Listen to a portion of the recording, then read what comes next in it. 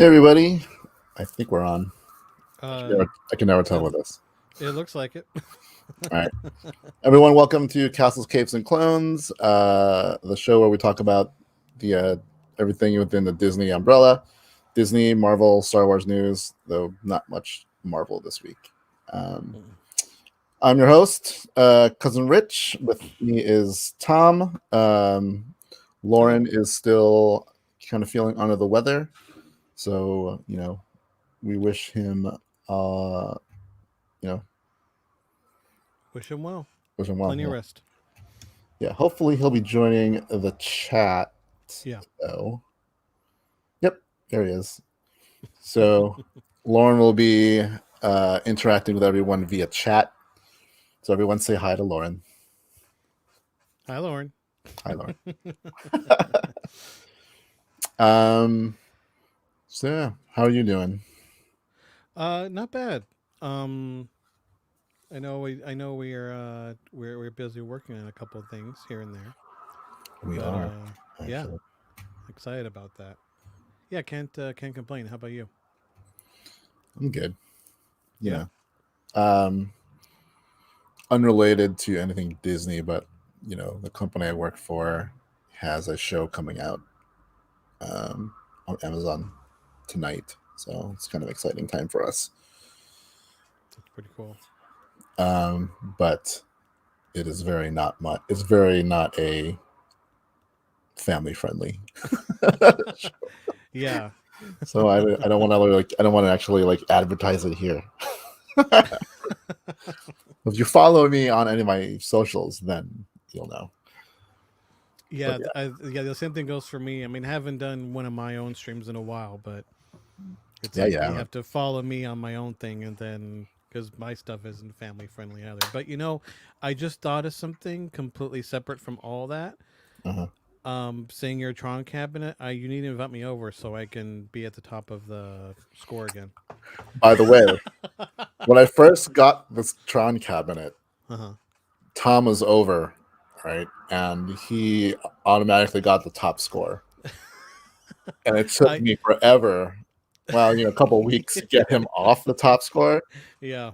I will tell you right now, you have moved off that list. You are no longer on the Oh, I'm screen. not even up there anymore. Yeah, I had a leg up on you because I had a lot of practice with the original Tron cabinets years ago, where I used to live. There was this really cool old, like a retro, 80s arcade, and they had a Tron cabinet there, and I would go there once to twice a week, each time with a couple of dollars worth of quarters, and I always made sure that I was on the top. And one day, after like I'm not kidding, almost a year, someone destroyed my top, and I would eventually go there in hopes that I would run into this person, and I never did. I was always second. Yes, the old Yeah. 80s arcade rivalry. Like, we Hmm. must get the top score. That was the thing about games back then, right? There wasn't It's like all about score. arcade games didn't end. You didn't go to No. an arcade to like, I'm gonna beat whatever. Yeah. Though I think maybe Dragon Slayer has an ending. I'm Yeah, not I sure. know. I remember watching that King of Kong documentary years ago. Oh Like yeah, there was that. I forgot his. I think they proved that he was cheating or something eventually, or I something. think I so. forgot. I forgot, but it was for Donkey Kong and like the original, and I think there was something eventually in some games called the kill screen. It's Oh like yeah, it's the ending, but it's go for it. not. It's just you just break the game and it just like glitches out. At That's the some point, ending. at some Yeah. point, the data fields won't go higher than like 3 digits, and so if you Yeah, get and it higher than just does, whatever, it'll and it just freaks out. it doesn't know what to do. Yeah. Yeah, yeah. I'm still on a hunt for a Star Wars one Oh up yeah, I was gonna ask arcade machine. if you're still looking for the X-wing I mean, one. I can find it. Is this ridiculously priced? So, word on the street is that Hmm. Arcade One Up, the guys who make The Tron one. the Tron arcade cabinet, makes a lot. They make a lot of. They're basically Super. 3/4 scale arcade cabinets, so the Yeah. replicas, but they are like officially licensed to do it, right? Yeah. Um, but they announced at CES this year, which is the Consumer Electronics Show held in Vegas every year. that they're going with a pro model. So it's still like a 3/4 side scale, but But it's it's like higher quality, I higher guess. quality or something. So it'll be more And expensive. yeah, it'll be more Yeah. expensive. But like the rumor is that they're going to for the I think the Return of the Jedi anniversary I never do played that a one. pro version of it. So like the Tron cabinet has both Tron games, Tron and Disc of And the Tron. discs. Yeah. And so the Star Wars arcade cabinet has Star Wars, the old vector graphics one, but Yeah. there was also an Empire and a Return of the Yeah. Jedi. Yeah, which I never played. I only ever played the Vector one. I've played Return of the Jedi. And it's not a vector. It's like it's your typical kind of Yeah, I've seen scroller. like I've seen because I would go on eBay sometimes and I would first look forward to see how much a original Tron cabinet was, and they used to be like about 1,000, but they've went up to like 6, 7, 8 grand now. Because they're a lot Yeah. more rare. And also, like because I'm part of like this arcade group. Hmm. Some people are like, when you see a Tron arcade, one up arcade or something for like $1,000, people are like, just buy a real one. People are like, Yeah, you have no that's idea what that's that not an costs. option anymore. Well, even if you bought one, like they break so easily and you cannot Yeah, get because they're CRT monitors, yeah, which you can't get really. So especially that those. if those go out, you have to either find a way to fix it or get a new one, and then that'll cost you because they don't really make those anymore. So it's Mhm. like even if I can afford a real one, it'd be more trouble than it's worth, and they're like 10 times heavier than this Yeah, thing. you would need like a Yeah, yeah. It's like hiring a piano mover, pretty much, yeah. Basically, it's just kind to of like get one on of them. uh, the movie Big. You need a Yeah, truck to yeah. deliver your You arcade need a games. whole crew to just move Yeah, one of those things. Yeah, I so at that arcade that I just mentioned, that's not there anymore. Which they turned it. It was a really cool little cafe called the Hub.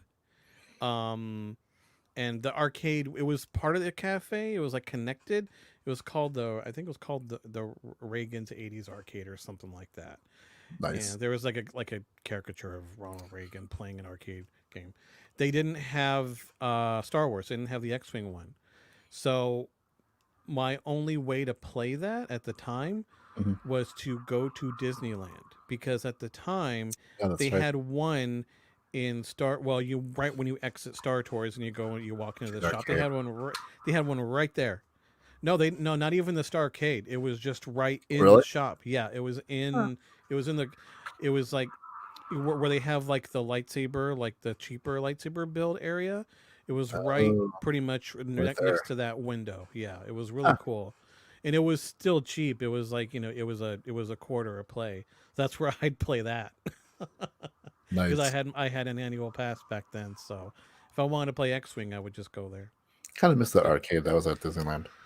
yeah, it'd be cool if they would at least have the Starcade sign is still there, which is nice. So Yeah, I mean, there's that area that they've used for like private events, and like they had the Magic Key kind of lounge thing, yeah, which is whatever. But yeah, that's where it was. It was actually both levels, but yeah, they changed the second level into the extension of the Space Mountain queue, which is yeah. cool. It's also the only place you can play the Fix It Felix game Oh, that's right, huh? because they actually And created it from Wreck It Ralph, so you can actually go there and yeah, play that game.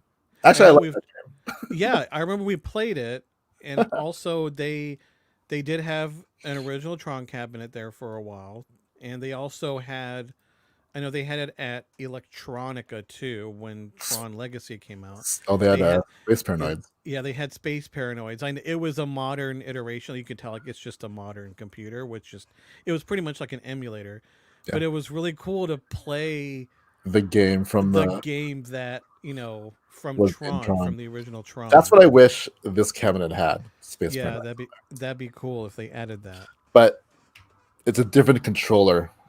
Yeah, It's it'd be similar to the completely Star different. Wars one. It's like the Yeah, yeah. But anyway, one can hope. yeah. I don't know if anyone watched. We didn't do a live version of the show last week. We did it Tom and I went to Downtown Disney to record it. We were gonna try to do it live from Downtown Disney, but just it's the connection to the internet is just horrible. So we did not go live. Because we do want to try, like whenever Lauren makes his way down here to the parks, we want to meet up with them and try to do something from the parks. But so the last week was a test to see what it'd be like. And one, we were out of focus. Yeah, we couldn't tell. Yeah, it's hard to tell on a little screen, right? Yeah, as much as I love the Sony cameras, their little screens aren't great. Well, any little camera. Yeah, but especially there because like we were a little tipsy because we had that like too. yeah. We don't really drink a lot, but we had a couple of No, drinks there, so we're at least I'm a total lightweight. So one drink and I'm already tipsy. yeah. So that probably doesn't help. We're like, oh, we're in focus totally. Yeah, it looked like we were in focus. We didn't even check. Yeah, it is what it is. Because the autofocus was set to the middle, and we were sitting on both sides, so it was focusing on the middle on the building behind us. Yeah. So everyone got to see Blacktop. Yeah. In focus. But yeah, I wanted to do it as a test to see if we can do it from the park as a live stream, but there's no way. I mean, it's going to be a jumbled mess of like freeze frames. Yeah, it would have been like that because I've watched, some of the other like Disneyland YouTube channels that I'm subscribed to. Yeah, they'll do lives, and while you'll get a few minutes of like it's crystal clear, then out of nowhere it'll just be it'll be a bunch of that. Yeah, like just like. So. I looked up a way to do it, but it requires also more equipment and stuff. I'm like, we're only need to do it like once. Yeah. So it's not. I lug enough stuff with me whenever we go anyway. Yeah. So. And I've tried to pare down what I bring to the park. So yeah, lugging this brick of a thing that it basically connects you to like 3 different versions of like Wi-Fi. I don't know how it works, but like it has like contingency upon contingency so that it's always connected. So well, I mean, I went back and watched some of the video, and we got some pretty good feedback. So at least viewership feedback, they seem to like that we were on location, even though it wasn't live. I like being on location. One, yeah, it's cool. It's a nice change. I don't know, for work, I spend my time talking to my whole company like this. So it's nice to have people. Yeah. And I kind of like the ambiance of Downtown Disney. What's funny about that trip when we went, originally we were going to do it, we were going to record by the old theater, which is also by the stage, but they always have music playing or some band playing. So we're like, oh. This time they had like some acapella / beatbox group of like 5 or 6 guys. Yeah. And so if we did it there, that's all you would hear. So yeah, you wouldn't. That's why we drank a little, because we had to go. The only good place we could go is the Uva Bar in the middle of Downtown Disney, and we couldn't go there and not have a drink.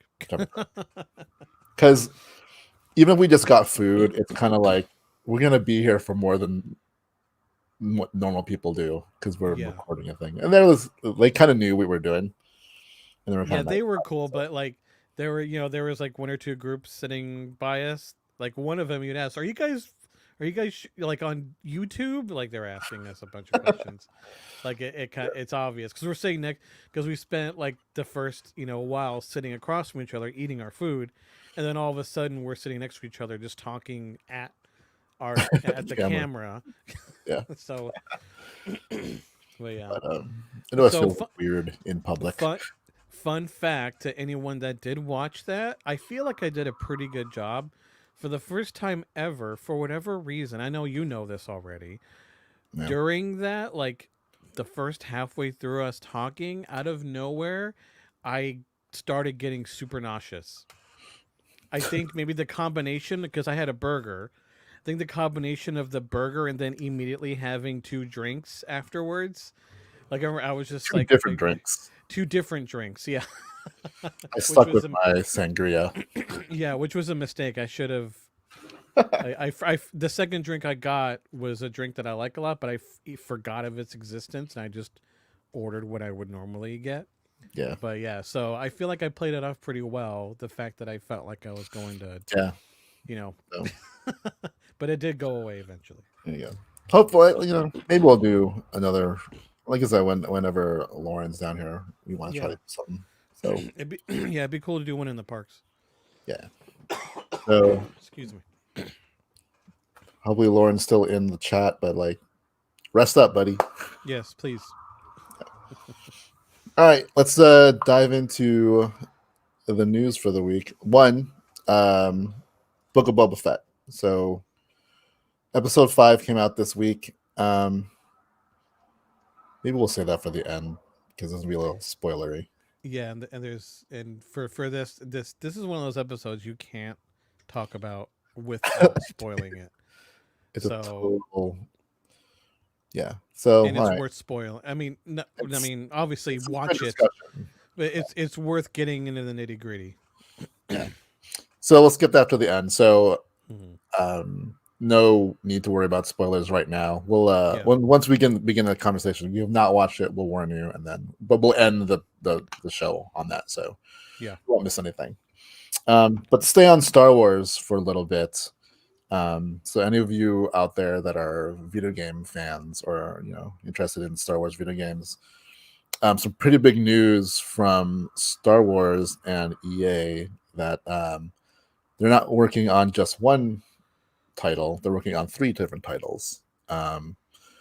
One of which was kind of what everyone knew-ish, but never really officially said, is that they're working on a sequel to Jedi Fallen Order, which if you've not played, is an I excellent Star Wars game. I Like I have love not. It's on sale right now on Steam on the PC.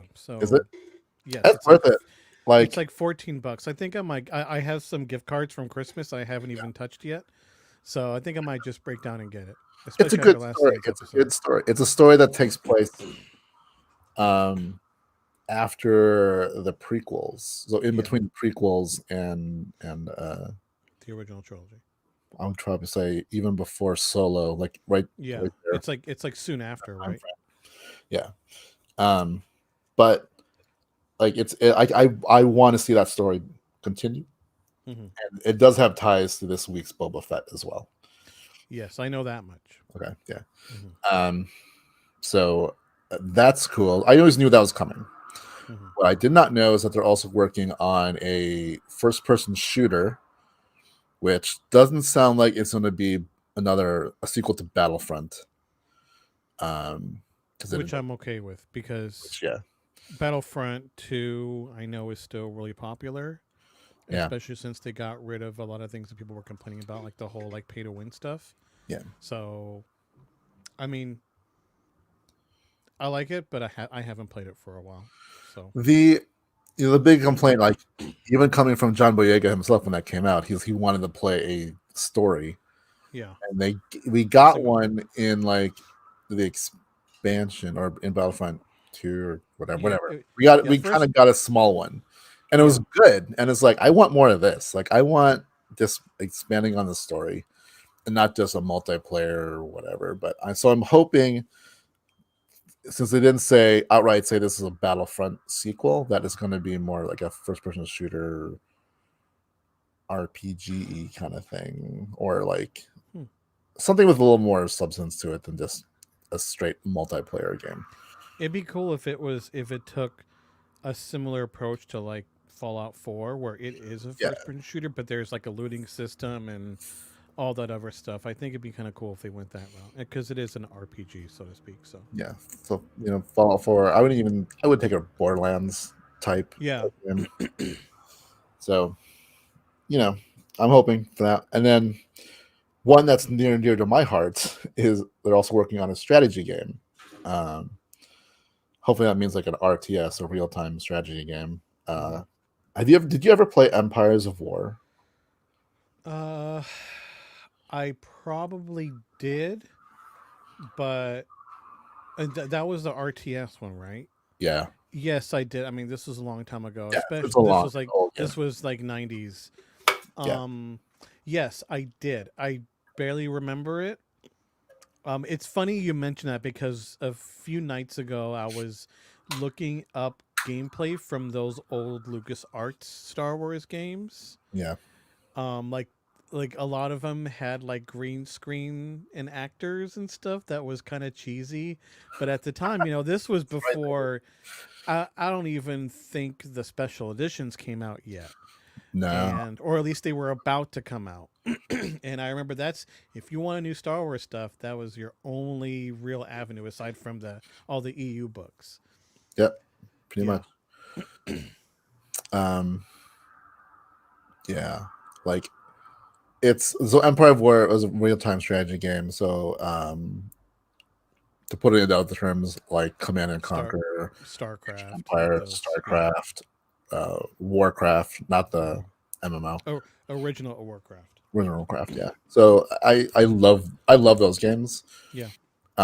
So I would love to see a updated, even if it's like an updated version of Empire of War. I would take that. But Yeah, like a remaster. Yeah, done right. I think right now, like now that we've gotten this, like this probably like I can't remember if this is during the prequel era also, but like there's so many different eras, different factions and stuff they can actually put in there now.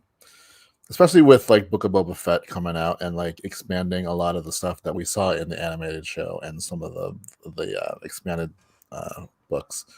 Yeah. I think it's a good time to throw in all that stuff into a game. So I'm looking forward to that. So that's 3 games in the works, and that's in addition to we have the Lego Skywalker Saga game coming out, which is probably the one Lego game I actually want to get because it takes you through all 9 movies. Really. That's why, yeah, it's like, and it's not like they put together the older games. They're just doing a whole new game, except expands everything, so you can play so many different characters, use all the different ships from every single era. So I'm looking forward to that game. I probably want to get that on my Switch though. I think that's a Switchy game. I still only have my PC, but like I do like once I have the money, I think I will eventually get a Switch. I know my girlfriend really wants one too.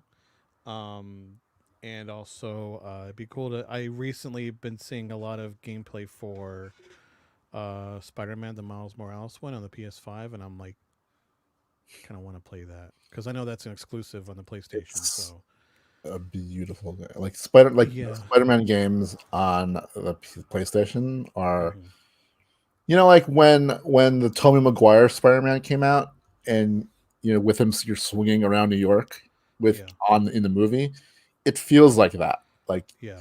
it's the first time in life. I think I've had Spider-Man games before, but like this felt It's a like, different level. yeah, I mean, it feels like you're really going around a city. And it's cool. Like I remember playing the first one, I'm just zipping around the city looking at things, like Yeah. running into the Doctor Strange Sanctorum, going up, trying to see as high I can go on the Empire State Building, all those kind of things, and seeing all the, like they took a lot of care in the details on that game, and it's really really awesome. So I highly recommend it. Yeah, I really because I know a lot of people said like how like the Batman Arkham games where like yeah it feels like you're Batman like these Yeah, it games feels feel like you're like you're Spider-Man. Spider Man. And I'm Yeah, like and especially seeing because I remember when you got Spider Man I came over and I saw it and I'm like this looks amazing yeah. and I That was noticed on the between PS4, so the yeah that was PS5 PS4 yeah it's just looks, way better yeah, like I just remember seeing like how Peter swings around versus how Miles swings around, and they're both so different. Which yep. I love that little attention to detail. They feel like 2 different characters. Yeah, yeah, they do. That's awesome. So yeah, besides Lego Skywalker, then they're of course remaking the Old Republic, which I am super interested to see how they do that. Which I played a while back when it came out, Yeah. and I'm sorry, I didn't like it. But it well here I'll tell you. You Okay, off I'll be. now. I'm no longer. Okay, Welcome to no. the Rich Okay, Show. okay, okay. I'll elaborate. I'll elaborate. Okay, so before that, my favorite and still is so far. I know I'm way behind on a lot of Star Wars games. My favorite Star Wars game I have it installed right now. It's always installed, even though is Jedi Knight 2 Jedi Outcast. I Yeah. know this is now in the realm of EU. or Legends, I guess they call it now. And I love. I got so used to the saber gameplay on that, which I think people still revere that as like one of the best as far as games, just lightsaber gameplay in a game. Yeah. But I know that Fallen Order is up there with it now as far as lightsaber gameplay. Yeah. Which is another reason why, because I remember we're seeing that back when they announced it. I was like, this looks like a successor to Jedi to the Jedi Knight games as far as saber gameplay is concerned. Yeah. So I do want to play it, but so I went from that having full control pretty much of the lightsaber to Old Republic, where I remember running around the corner at the beginning. You didn't have a lightsaber yet; it was like a blade. I was like, "Oh, here we go!" And then it stopped, and it was the turn-based thing, and I was like, "Oh." I was hoping it'd be like that, but it Like, wasn't. I mean, yeah. I mean, like this the turn-based thing about Old Republic wasn't my favorite. I got used to it, but it was I really know it's the story that's held story. in high regard. That's held in high regard. This is why this remake is supposed to be, from what I've heard, is that you can play it either way. You can play it in more free form, or you can play it in the old strategy version of it. Yeah. So we'll see how that turns out. I I would will be happy if they just up the graphics so that I can stand to play it on a high end. a modern system. Yeah. I mean, I when they announced it, everyone lost their mind when they. I watched the announcement trailer, so I was like, all right, I'll play it again when it comes out.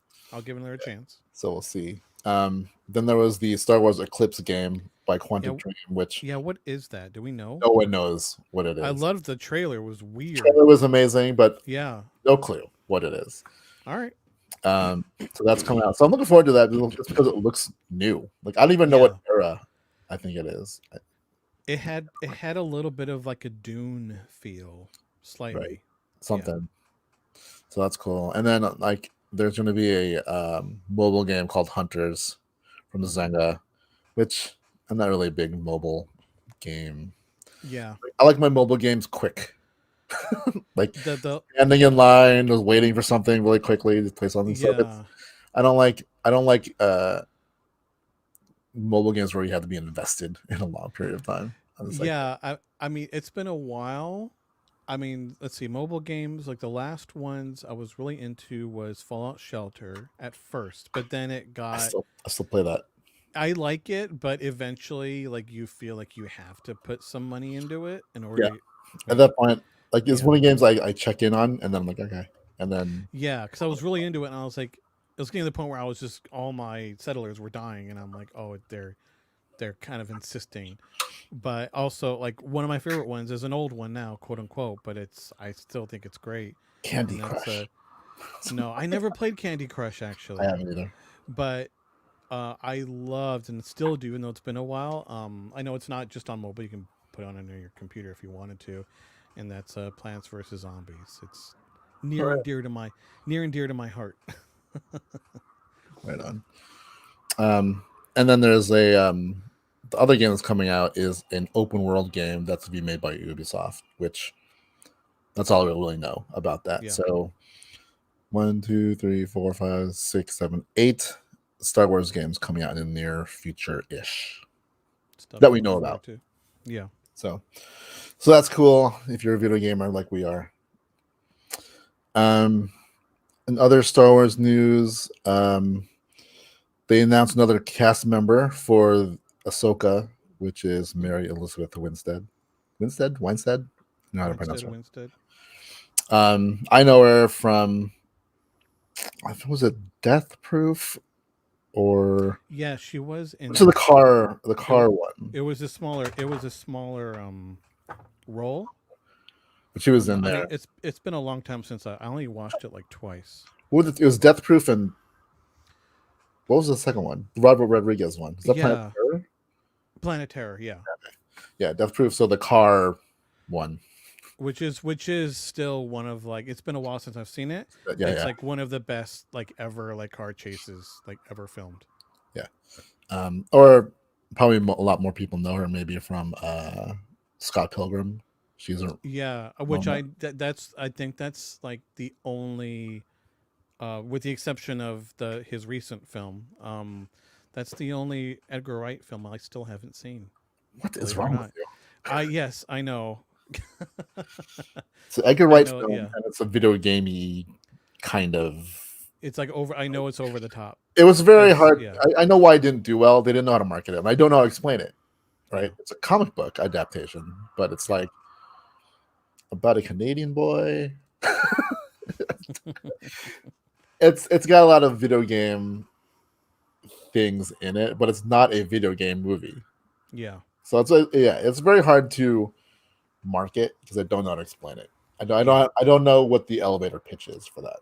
So, but I it's one of my favorite movies and made me a bigger fan of Edgar Wright. So, boom.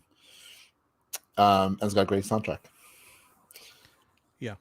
I mean, I know I've seen plenty of clips of it, so I feel like I know a lot having not seen it, but I will see it. And I know people have been kind of saying not great things about his latest film, but I'm still going to watch it anyway at I some mean, point. not Yeah. everyone can do 100%. Yeah. So, um, in Star Wars news, but also in park news, in Hollywood Studios over in Florida, they kind of have unveiled, I guess, the entrance to the Galactic Star Cruiser over in Galaxy's Edge. Um, Obviously, we don't have that here in Disneyland, But we but have that area. yeah, it's right by. It's right since it's literally both the Galaxy's Edge are like 95% the same. Yeah. Right, they have two entrances. We have three entrances, so that makes a little bit of difference. But the First Order area, so next to the store, is what looks like a gate to something for us, but that is Yeah. the gate that you go to and from the Galactic Star Cruiser. Hmm. Um, so that's cool. That still leaves because I thought it was going to either be that or there's the one in between the marketplace and the resistance area. Yeah, that other one. So Right? maybe they're saving that for something else. Yeah, because I'm hoping they still have plans for expanding that to something. The I know what I restaurant. do. You know what I do if I was calling the shots there. Yeah, but Move Star I, Tours. like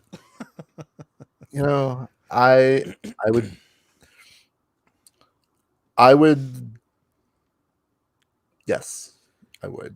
I would I mean, probably it would upgrade have it. yeah, it would have to be upgraded, and the idea behind Star Tours, let's pretend that that's what was going to happen. That apparent space for a third attraction. Okay, we're moving Star Tours to Galaxy's Edge, but the idea of Star Tours in Tomorrowland is that it's on Earth, and we're just Earthlings leaving to go to, at least in the original one, we're going to Endor. I mean, I know it still applies to the newer destinations, um, but you would have to retheme it. Obviously, you'd have to redo the queue, which I'm okay with. So instead of leaving from Earth, you're leaving from Batu. Yeah, Yeah, so I feel like it can be done. I know that Smuggler's Run is a simulator, but it's a different kind of simulator. I think it's different. I feel like it's different enough to justify yeah. having two similar I mean, simulators they exist in the now, same land. Yeah, so it's fine. Like it's a different experience. Like yeah, Star Tours is the thing about Star Tours is that I visually know more about what we do in Star Tours than I remember about what we do in yeah, Smuggler's Run because you're so hmm, concentrating on controlling things. You don't have time to really take in yeah, everything. Right? If you're the pilot, you're just kind of avoiding buildings and mountains and whatever. yeah, And then even the gunners, there's kind of pressing buttons and stuff. yeah, Whereas Star Tours, you're passive, so you can just like watch what's going on. yeah, Right? You can see everything in the frame. So that's why they both work because they're both different experiences. yeah, One, and you're yeah. super focused on things, and you don't really You're have you're time. you're playing a big complicated video game, pretty much. Yeah, pretty much. So I would, I mean, yeah. Um, and I think in our Boba discussion, I'll have a little bit more to say Hmm. on that on a possible. theoretical new Star Tours. Destination or destinations or Just on okay, we'll get there. we got the stuff. Um, to keep with Disney park, so did you see it? Like they are Disneyland is going to remodel the oh man, what's it called now? The Magic Key Terrace in California Adventure. It's like this weird area of California Adventures next to Wine Country Trattoria that's raised. You got like a stair. Oh yeah, I've been up Not there really, before it was this. Yeah. yeah, and it's like no one. It's hard to see. You don't really know about it. Unless you will go up there. Yeah, right. So they're remodeling it to be what they. It's funny that they call they describe it as a Club of 33 type area. I'm like, No. no. I mean, I I mean, did go to Club 33 a long time ago before they expanded it. And from what I've seen in pictures, because I know you can't even barely like you can't even take video if you get access, but you can't take photos in there. yeah, Like it was beautiful when I went. I mean, I was like 12 or 13 when I went to Club 33, yeah. and I'm gonna be 40. So it's been a while, but everything I've seen of Club 33 now is just insanely beautiful. So that is a bold statement. Yeah, I think they not talking about the look of it, but just the exclusivity of it. Yeah, Which even and then, I'm even then, yeah, but like they still aren't selling any more Dream Keys, so it's like yeah, and I know how big that place is. Even if they remodel it and whatever, I still feel like it's going to be a hard place to get into.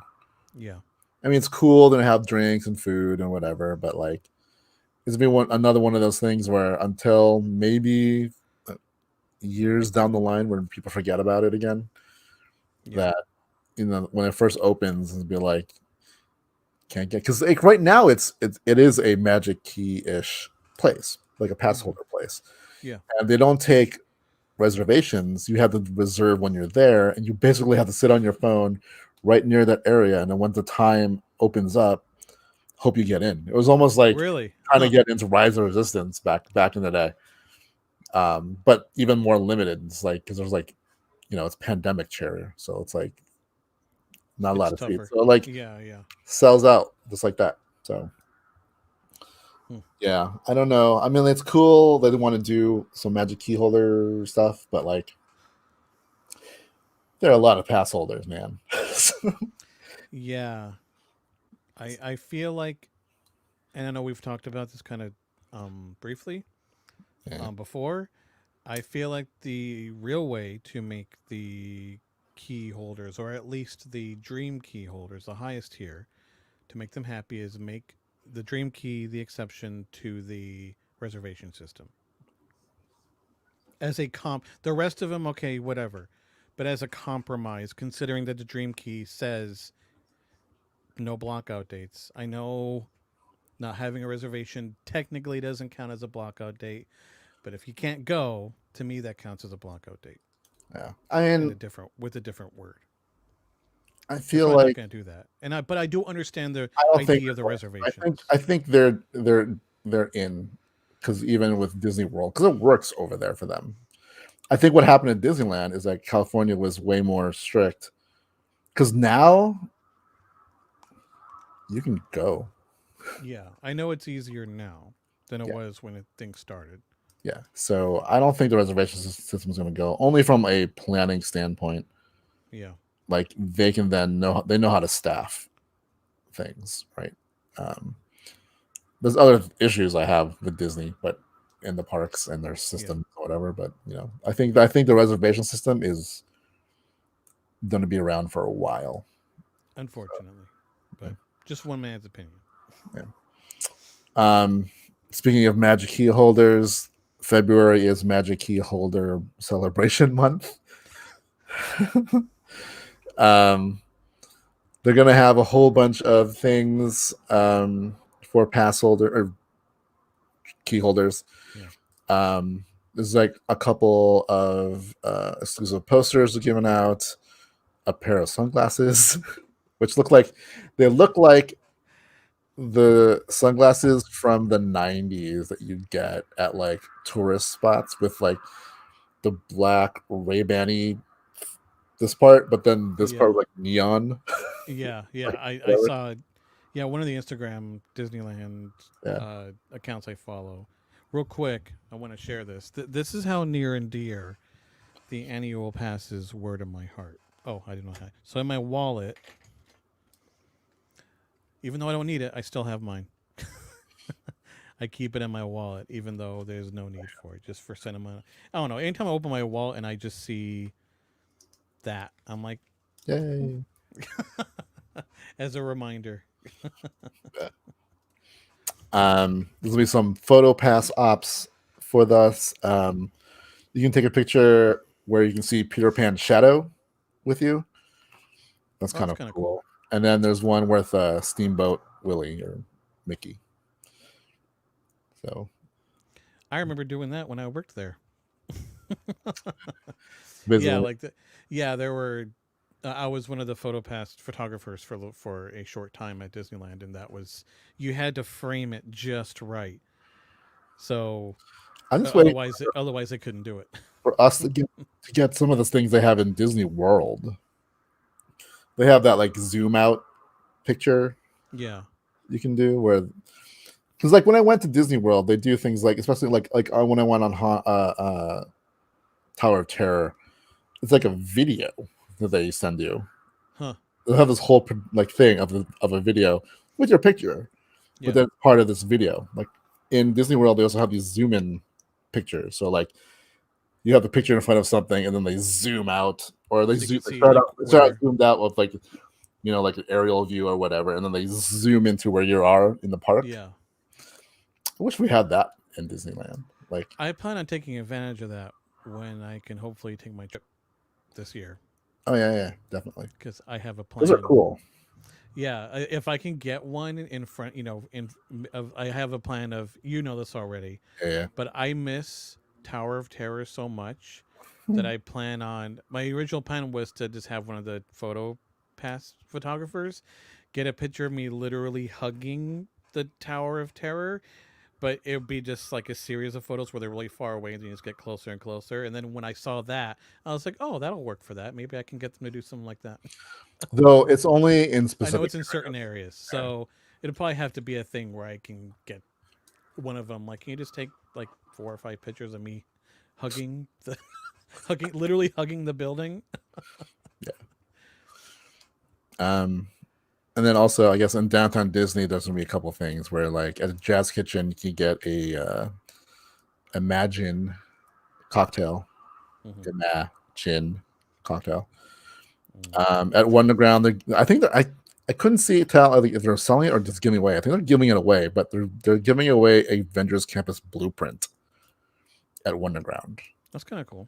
Yeah, Is like the one they have that they have that kind of like directory area in the middle of it. Is it something like that or? I don't know. I mean, I don't think they've shown what Oh, okay, is, but like it's basically looks like blueprints to Avengers Campus. So, that's cool.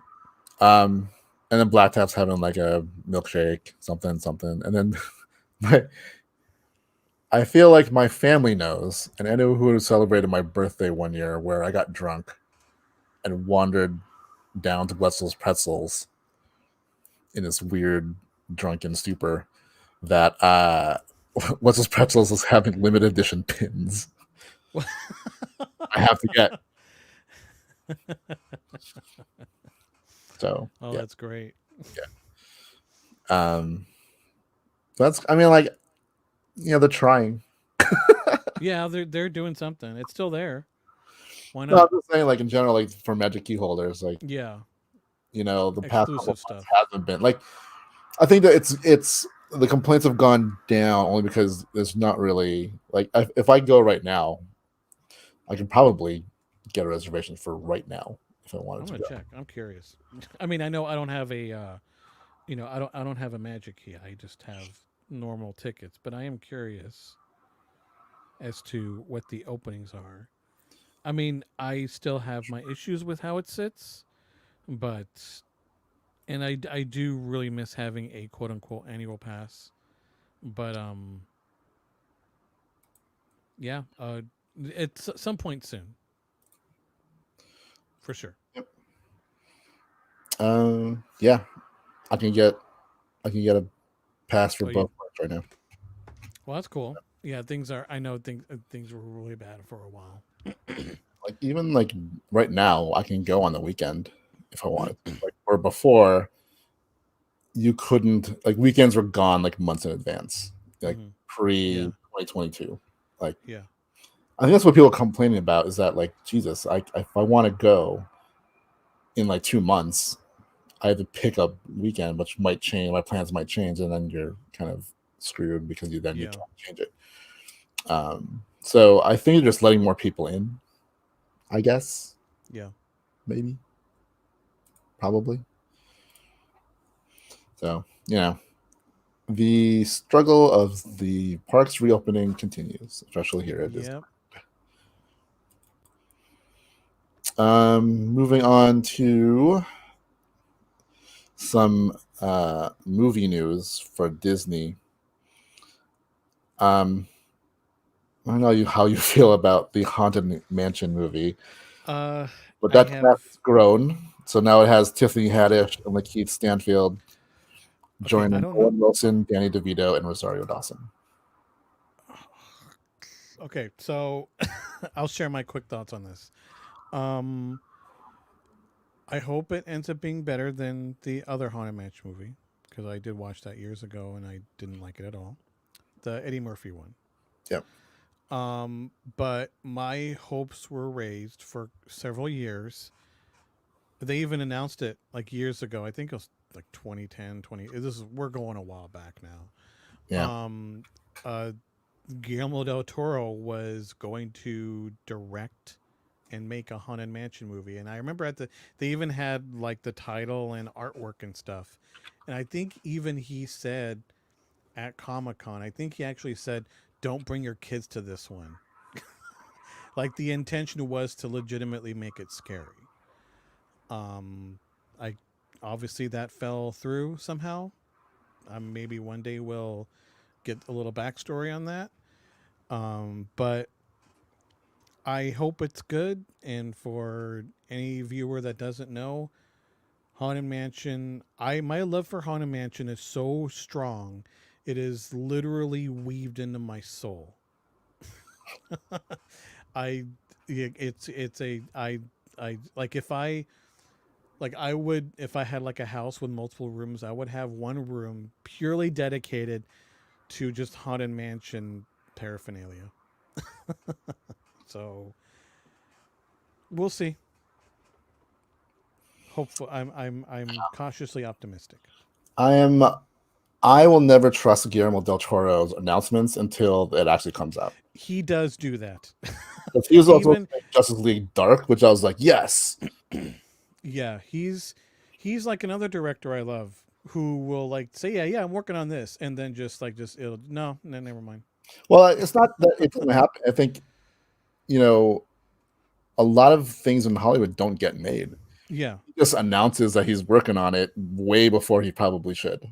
yeah, which is a big mistake. And even stuff he is work has worked on, he has backed down on. Like famously, he was working on The Hobbit for Yeah. like 3 years. Yep. And like even now, if you like look up if there is an interview where someone asks him about it, he looks like he's gonna cry, even though it's been so long. Like it's so painful for him to talk about what happened with the Hobbit. I'm like, I hope we get like a future documentary of what happened.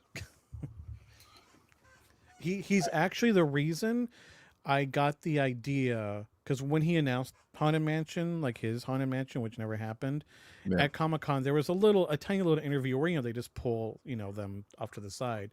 He said at the time what he would do, he'd go to Disneyland and he'd go to the Haunted Mansion, and he wouldn't do the special plaid thing. He would just go in as just a guy.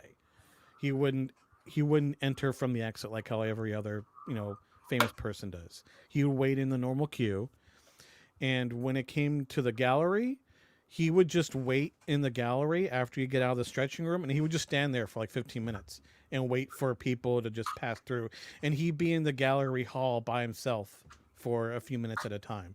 So I started doing that too, but I Oh, know once, but it's hard to do now.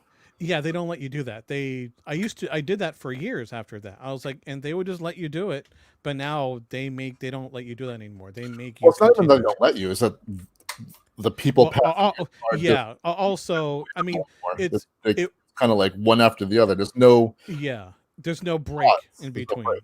between. Yeah, everyone, and maybe if you get lucky and the park isn't as busy, but Yeah, even then, I mean, we're talking like right before the pandemic hit, when I did have my pass, and I would go on a slow day, which was random anyway, yeah, and there was a gap, maybe like a minute. They would tell me I couldn't be there by myself, and I had to catch up to, and I was bummed. So I would just stay in there and take photos, but I couldn't do it anymore. So it makes me sad. yeah. I don't know much about this movie except that like it's being directed by Justin Simeon, who did Dear White People. But I then again, I didn't never saw that. I didn't know about this until I opened up the document. No. I don't know they were doing this. Yeah, I mean, I know they announced. I knew like Owen Wilson, Danny DeVito, and Rosario Dawson were attached to it, but Hmm. I think Tiffany Haddish and Lakeith Stanfield are the. Oh, I thought we were talking about the next thing that we were talking about. No, No, the no, Haunted Mansion movie I've been keeping an eye on, like the new one, like even down to like, oh, here's the screenwriter for this. no. And then I got concerned a little bit. So, but Uh, we'll see. yeah. Speaking of the new ones, the next story is that um, what's it called? Rachel Zegler from West Side Story will be Snow White in Snow White and the Seven Dwarves, the live action with Gal Gadot as the evil queen, and then Andrew Burnap, Burnap, Permap, Burnap permap. as a male lead that is not Prince Charming or the Huntsman. So a new character. So this is what I didn't know about up until I opened this document. Yeah, I knew like they announced Gal Gadot not long ago, so it's not like this has been around for a while. I mean, like Okay. if you told me they're going to do a live action Snow White and Summer Dwarfs, I'm like, okay, All right. they're. Yeah. I think they're going They through can. everything. Yeah. Um, this story though kind of took on a little bit more flack because Peter Dinklage kind of had some words about it. Really. Hmm. Yeah, he was basically without even knowing what how they're going to portray the dwarves. He was already Was he? like Is he jumping the gun? Pretty much. yeah, it sounds like he was jumping the Oh. gun because Disney had to come out with like we haven't said yet, but this is like basically because the Latina Snow White, right? So there's diversity. So he's complaining like, why are you being diverse for this? And still, his words were like, why you still have dwarves living in a cave? Which Peter, the dwarves are minors, so they don't live in the cave. No. They They literally have a hut they live in. they have a The house. cave. They have a house. Yes. They have a house, And and they they work in a cave because that that's what they do. that They that's just mine their job. gems. Peter, we love you, but It's not even just like coal wait. miners. Yeah. They're like literally mining. No. Yeah. They're Yeah. But Disney said like we haven't like we're looking at different ways of doing things. We haven't really like they can go Lord of the Rings working on route. for years. So it's like There's yeah. working on like portraying these things as like new things to it. So we Hmm. don't know. There was talk that the dwarves might have been CGI Yeah. characters, and that there will be more like the fantasy version of Yeah. dwarf, not like the real kind of aspect of dwarf. So yeah, I found like when I read, I'm like, they didn't like I was like, come on, I get it, but let's I understand being concerned, but we're not even anywhere near that point yet. yeah. It was like So the opposite of what I thought most people like. Well, no, I mean a lot of people are. What Snow White has to be, that whole thing about being woke. yeah. Oh, here Lauren's chiming in. Let's see. Yeah,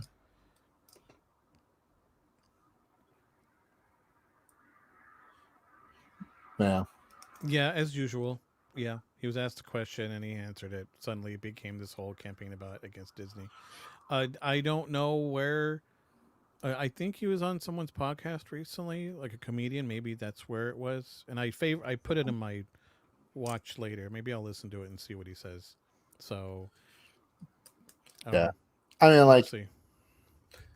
I get it, but and yeah, it's basically then sensationalized because of social media. That's how it works. But like, Yeah. even then, I was kind of like some of the words he used in his statement or what he was saying was like damning without even knowing the full picture. Yeah, Both wouldn't but, surprise me. so, It's probably an all of the above type situation with that. but yeah, I I mean, mean, like, we'll see. I'm curious to see what they do. I wasn't a big fan of the one starring Kristen Stewart. So I didn't see those. Actually, I never. I know they made two of them. Well, I know one of them she wasn't in it. Um, I didn't see that, and I haven't. This sounds so bad because I'm on here. I haven't seen any of the live action remakes of any of the Disney movies. I've only seen Lion King. Yeah, I think it's because the original animated versions of all these films are just so near and dear to my heart. I'm like, I don't really need to see the live action versions. I know I'll get around to it one day, And we're not but demographic.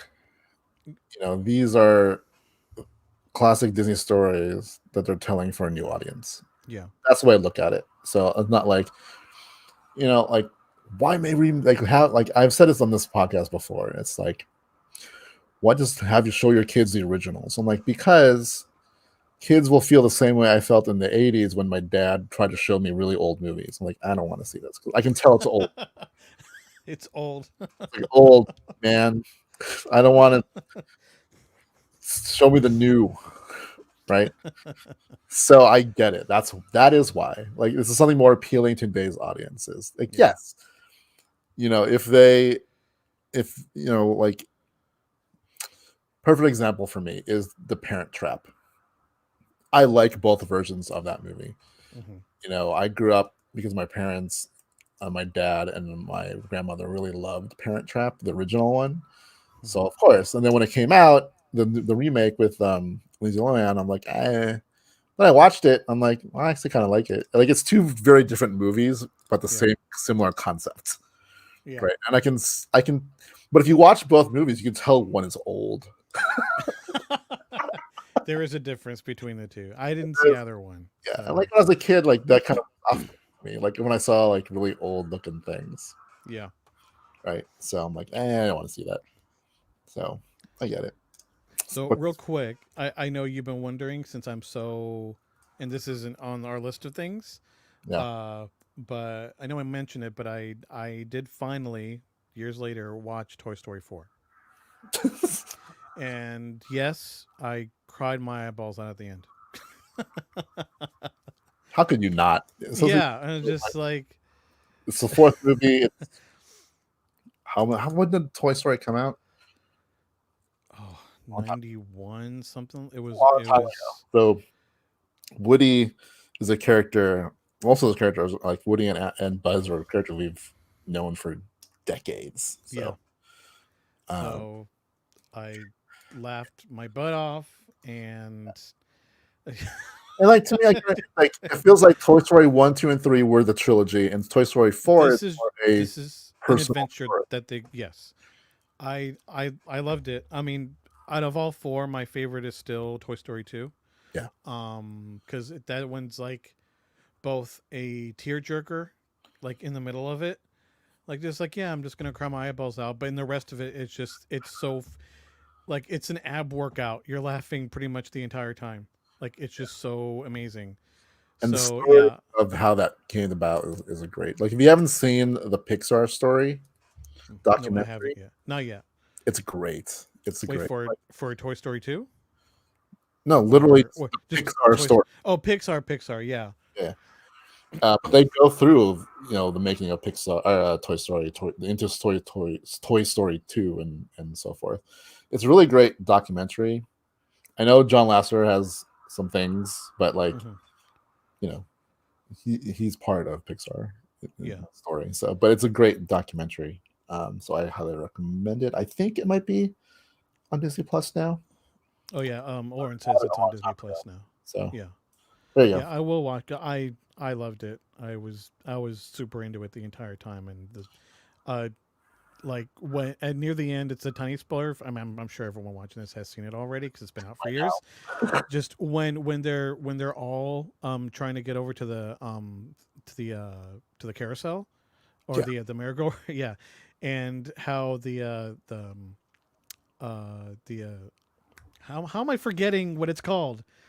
It knocks over, and one of the marionette creepy marionette dolls is in it, and the lady picks it up thinking it's a baby, and the marionette doll's in it, and she screams. It. I was laughing so hard it hurt. I was in pain afterwards. Like I'm like they still got it. So and even at the end, my girlfriend and I watched it, and she was like, "Is that it? Are we gonna? Is no more Toy Story?" I'm like, they have enough to work on another one as far as story is concerned. You could. I So mean, like if they have a good story, then they have yeah. a good story. Like Well, I mean, I remember after the second one, we were like, okay, there's nowhere else for this to go. No, third one. Even at the end of the third one, you're like, no, that's it. No, there's still plenty of story to tell. So why yeah. not? So we'll see. Speaking of live action movies, the next live action movie is the Aristocats, which I remember growing up is one of my favorite movies. I haven't seen it for a long time, It's in my top three as far as classic Disney but movies is it's like, concerned. I mean, I'm curious to how they're going to do this. I mean, obviously, I'm it's going to be like Lady and Tramp, Lion King, yeah, it'll be like CGI.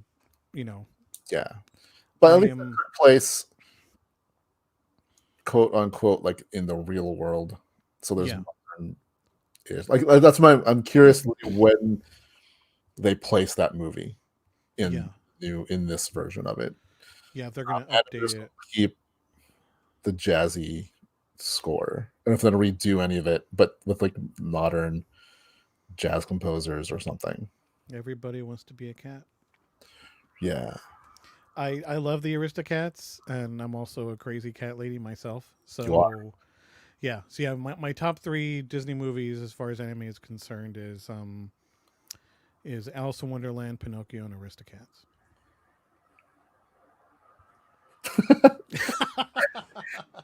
Lauren, I I, agree. I agree. I got like a choice. Yeah. We'll see. I don't Yeah, know. we'll I see. don't know. I don't know any Hungarian women Yeah. Those are for act me those are now. big shoes to fill or I guess in this case big paws to fill. Yeah. So I'm curious. Like I know the Aristocats, like some of the sequences were it's one of those movies where some of it was used in other movies. Mhm. But yeah, I remember just really liking the Aristocats when I was a kid. So Mhm. I hope I mean like I guess all of them so far have been decent Yeah, from what I've from what I've heard. yeah, because I've seen none of them and you've seen one of them. Yeah. I think the only one that I like the ones I hear of but what I don't think it's a remake. I don't think like I don't consider Maleficent like the Sleeping Beauty live action. I Yeah, think it's a take different. on a character. Yeah. Yeah, So I'd be curious though if they eventually make a live action Sleeping Beauty. I feel like eventually it's since at the direction they're going with the live action. I feel like it's an eventuality. Yeah. I can't even name anybody. She just needs to have a hunger. Agreed. And then before we get into Boba Fett, the last bit of news is that James Gunn has said that this third Guardians movie will be the last time we see this team of Guardians in the MCU, Yeah, which because I has a lot know. of meaning in it. Mhm. I can't remember if we discussed this in this show or if I just was talking about this with somebody, but I'm like, I kind of foresaw that this is going to be the last time we see this iteration of the Yeah, Guardians. 'cause I know there's different members as time goes on, in the comics, right? Yeah, like It's not just what when we've I seen. knew of them, it was a different team. Yeah, The only ones that were in it that I remember were Rocket and Groot. yeah. So Star Lord wasn't even part of it. Gamora wasn't. Drax wasn't. So there are different members of Guardians of the Galaxy. Um, so it's not surprising, and plus, you know, like it's been how long since Guardians One? Like I'm pretty sure. 2014. Yeah, and I'm pretty sure it's. Yes, I have the exact year picked out. I'm pretty sure some of them want to move on and do other things, and like Yeah, everything. Like as time goes on, your body does not. And these are highly physical movies, yeah. so even like, oh, I knew Dave Bautista probably is done. Well, yeah, I know he even, cause, since the first one came out, I'm like, all right, I'm following everyone that has anything.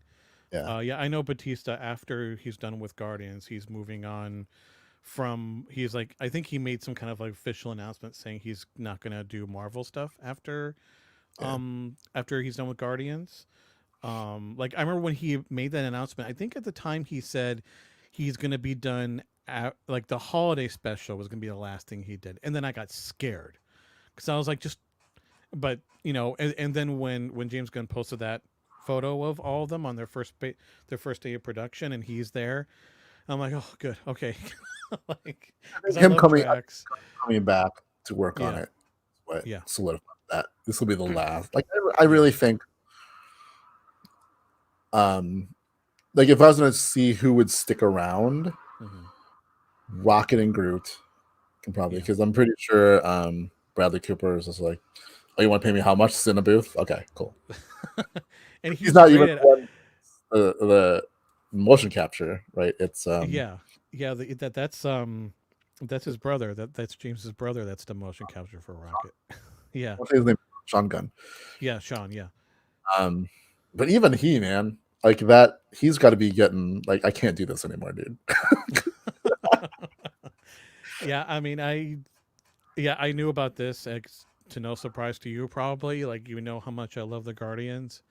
So like I know I said this before. Like when James Gunn posted that photo of all of them together, I cried. I legitimately cried a little bit. I was so happy seeing them all Yeah, together. it's Um, um.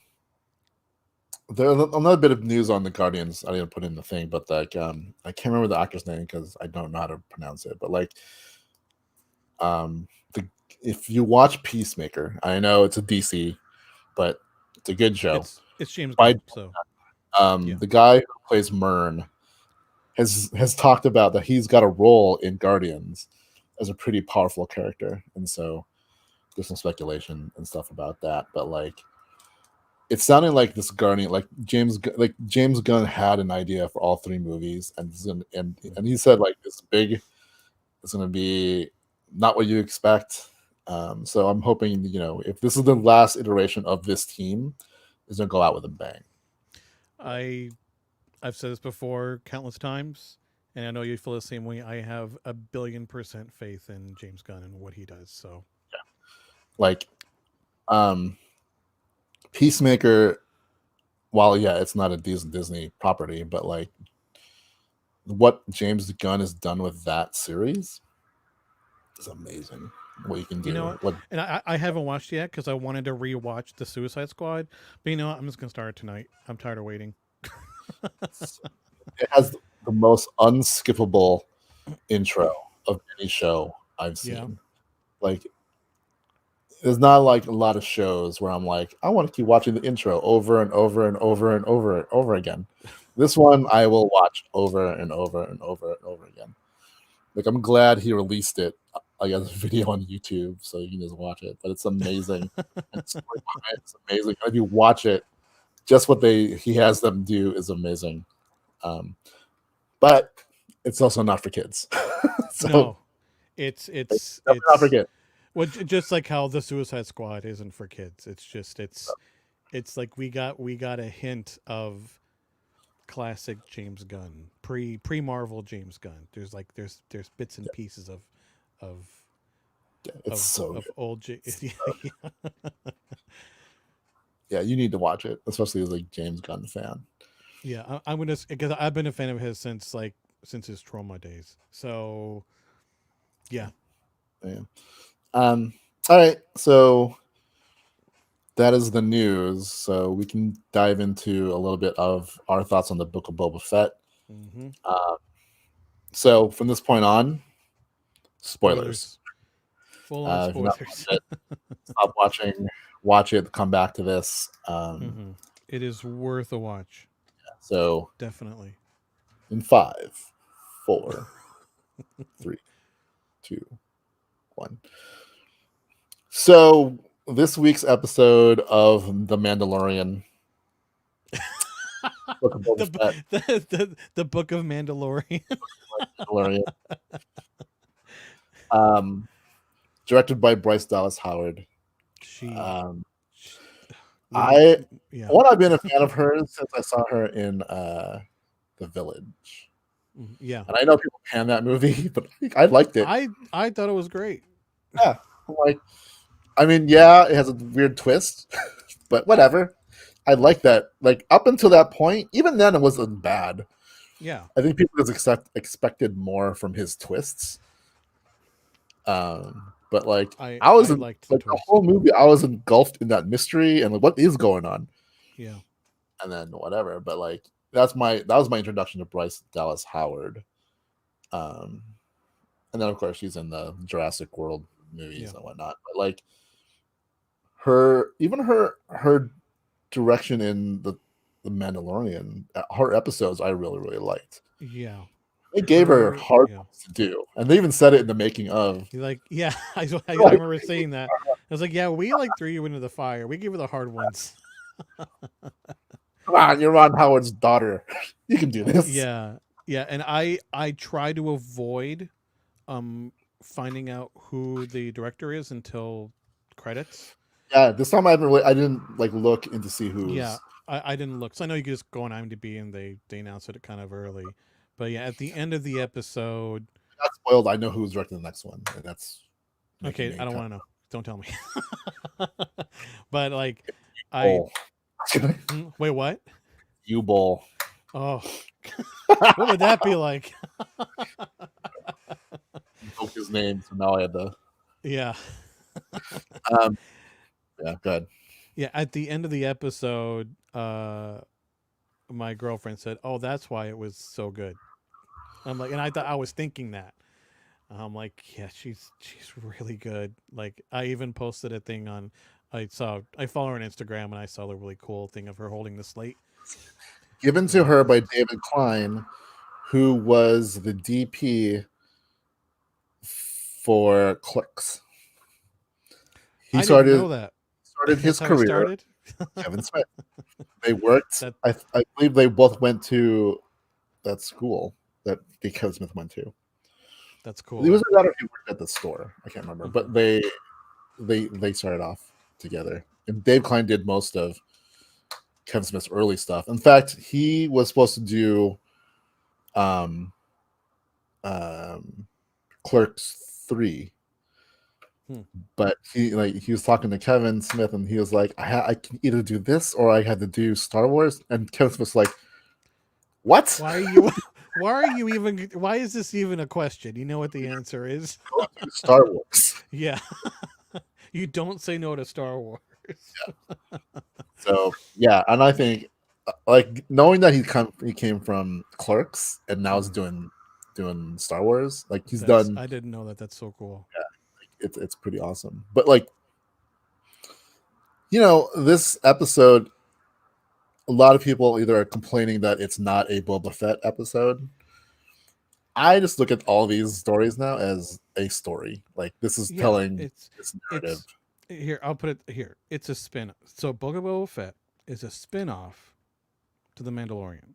Yeah. And historically speaking, if it's a spin-off of something, we are going to see the characters from which came from, where the original, pretty much.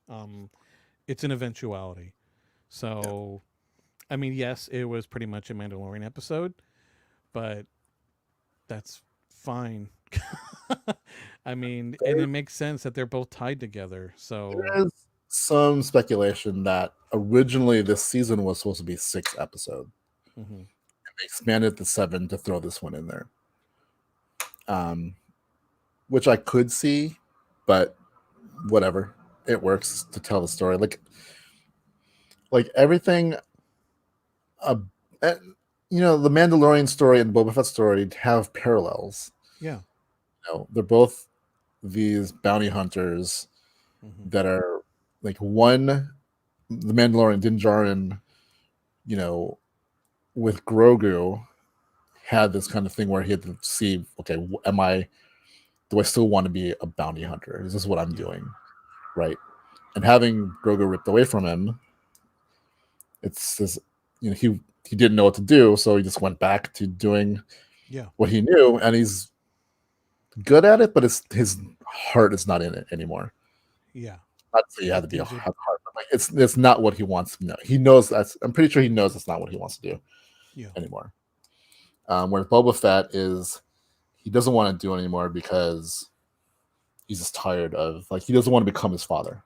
Yeah, I do love, like, I'm especially after this episode. I thought about this a lot last night after watching, and I came home. I wanted to watch it again when I got home because I watched it at my girlfriend's place, but I was just too tired. I passed out early. But I just, yeah. So I like the similarities of the two characters and their subtle differences. Yeah, Mando is now trying to now deal with this new version of his life, and I love that. The same thing goes for Boba. Boba is just trying to deal with trauma from his past, and this is him kind of reconciling all that. And now it's the similar things going for Mando. Like he's trying to go back to what he um oh, is this the R5? I'll put Oh it no, up in a yeah. second. Yeah, go ahead. Yeah. So it's even though we all love, I make the compromise when it comes to his name, Baby Grogu, because I know a lot of people still call him Baby Yoda, but Grogu's his name. So I'm like, I'll meet everyone halfway. I'll call him Baby Grogu. But I mean, we are excited to probably maybe see him in Book of Boba Fett show up, and I'm wondering, are we gonna see Luke again? Do you think We that we kind might? We kind of did. So the actor who plays the X-wing pilot, Yeah. that is the body double for Luke I in. was wondering who that was. I thought he looked familiar. Yep. Huh. So Lauren's question is the R5 in this episode the famous R5D4? It is. Yes. And how you know is that, though she cleaned it up, but like in the previous season of Mandalorian, when you see him where his motivator blew, there was burn marks. You could see it. It's the same. It's meant to be the same. The same Sergeant is a droid. bad motivator. Look. If you read the series from a certain point of view, where it's like a whole bunch of authors made little short stories from different points of view, from the original or from New Hope. Someone wrote a story about R2D2 and R5 and how they both had a conversation in the Sandcrawler, and R2 was desperate to go on his mission and befriended R5. R5 blowing his motivator Was on was purpose. on purpose to help R2 get chosen. That And is. R5's only dream was just to be useful to somebody. And so I'm glad that, He is. he didn't go to scrap whatever. He's with Pelly. I love. Like, remember you told me that little story. Like I was like, yeah, that's something R2 would do. He was he's dedicated as heck. Yeah. That's something he's like, I have this mission. It's really important, man. You gotta listen to me. You gotta help me out. It's a cool story. Yeah, it's cute. There's a lot of things about this episode that ties into the Star Wars universe as a whole. Yes, Animated in several ways. I mean, just having the BD droid, that little two-legged droid that was helping with the building of the ship. Yeah, I know that's from Fallen Order, or the kind of droid. Yeah, It's a great. I want that droid. It sits on your shoulder. it was really cute. Yeah, We got the name of the piece that Han Solo holds in the dumpster, the Yeah, trash compactor. I can't remember. It's a long name, it's a but it long had name. and they named it in the show. Uh, we saw, we kept saying Womp Rats. Yeah, We got to see Din fly through Beggar's Canyon, and you can see the off ramp it's they from never fixed it from when still yeah, broken. Gate thing was still broken. yeah, They're like, ah, yeah. Nah, it's been ah, decades. We're not good. gonna fix this. Um, Typical Tatooine. yeah, right. Um, what else? Like, obviously, Black Chrysanthemum from the comics is in the show itself. Mhm. I mean, we got the N1 fighter from the prequels, which I mean, I always liked the design, but oh my Yeah, god, I it want. always I have the this Razor now. coming whenever it gets here, but I hope they also make this so I can complete my Mandalorian with the little. I love the fact that you can see the little dome where R2 the droid used to go. Yeah, I look at going like, oh my god, I just want to see Grogu in Grogu. there. Yeah, in that little dome looking around. Yeah, Yeah, I was. It's funny because I was, because first when she like only like unsheathed like part of the craft, I at first thought it was a pod racer. I'm like, what's he gonna do with that? But like then when, what are you gonna do with yeah, that?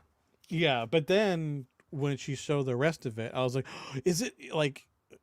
I got excited, and then there was a part of me that I was like,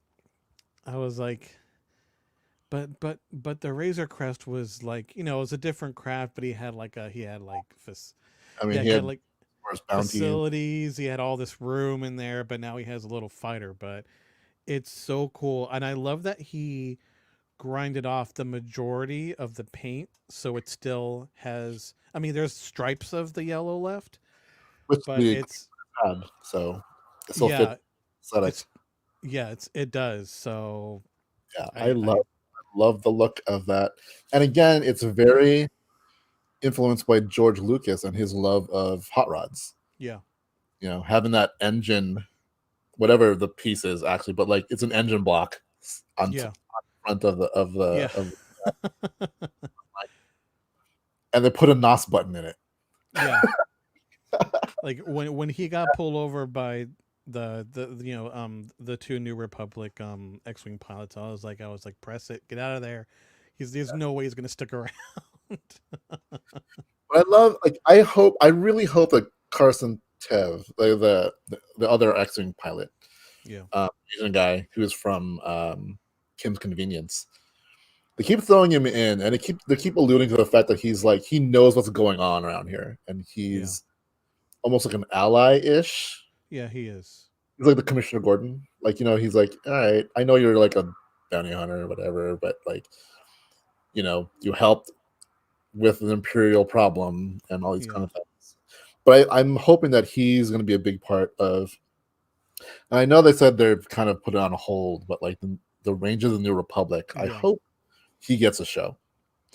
yeah. I'm because we have up until now we haven't seen much of New Republic of that. So it be and yeah, I like that he kind of goes that avenue of like, do you really want to go back and fill out all this boring paperwork? Yeah, Like, let's just let him go. Like, it's not even worth our time. I want to see. I want to see space cops. I want to Yeah, see Star Wars cops. that'd I be mean, really cool. we got that old fan film Troops. Yeah, Um, that was like that parody on cops back in the yeah, 90s. yeah, But like, I will watch. I'm hoping the Rangers of the New Republic is his show, so I'm hoping that happens. hmm But yeah, there's that. Then we also got kind of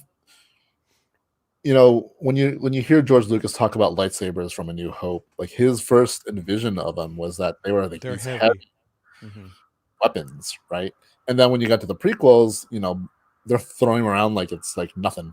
Yeah, Because then, I was listening to the making of uh, the prequels, and they're talking about how they had to figure out choreography for something that, while if you're holding a sword, you can feel the weight of the blade, but these don't.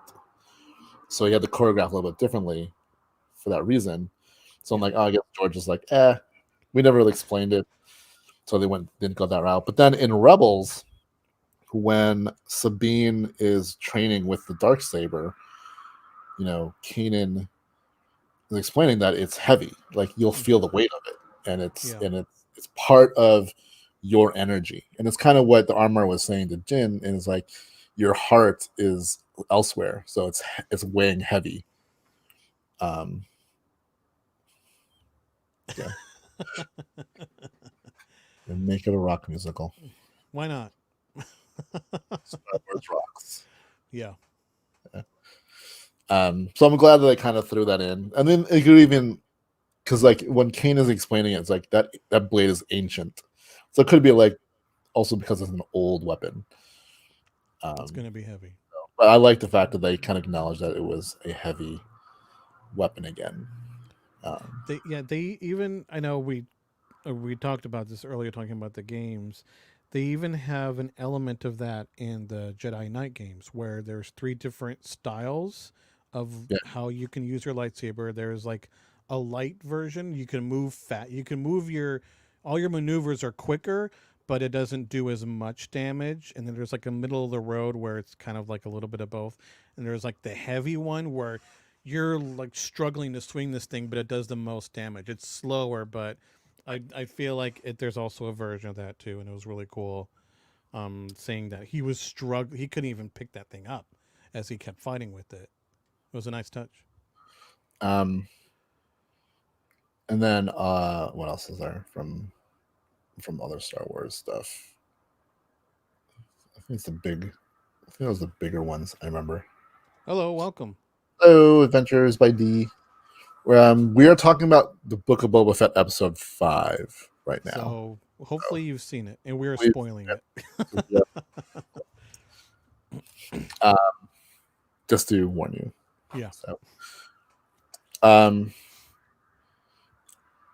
what else am I like? Other thing, there's a lot of really cool things in this episode. Hmm. Whatever that ring Halo place is, That was cool saying that. yeah, Yeah, sounds like mind blown. Yeah, I really like yeah, seeing one. I always like seeing new environments and new places in Star Wars. So like yeah, getting away from Tatooine for an episode, all for it, and seeing a yeah, new kind of place like this. It reminded me both of the Halo, yeah, and also Mass Effect Citadel, where it's yeah, like the city, like the Citadel is like has these like wings where the city is kind of built on it. Kind of the similar way that this looked like the city was built on this massive space ring thing. yeah. Um, so that was I think kind of cool. Um, yeah, there's like so many like I get why they threw this in there. Hmm. Uh, and a lot of people are saying like, oh, are we gonna see Grogu and Luke in the next episode? I don't know if we will. Yeah, I'm wondering. I think that people are going like, oh, we're gonna go back and see Luke and Yoda. I think that's going to be the Mandalorian. I think what we're going to get in the next season of Mandalorian is what happens when he goes to visit his little friend, Hmm. and then maybe not the whole season takes place after this, but like I think there'll be some episodes where we see Din going back to see Yoda or Grogu and Luke, Yeah. and then whatever happens with that, he goes to help Mando or Boba Fett, Hmm. and then comes back and does whatever. So Yeah. there's a possibility we won't see Grogu in the next episode. So just to So we need to not get ahead of ourselves, even though it's hard not to, because I like I mean, as also much like that. I'm pretty sure at some point in the Mandalorian we're going to see Grogu again, and Yeah, he'll be a little dome part of the ship, yeah, being which would like, be wonderful. and then throwing up because Yeah, space backgrounds. yeah.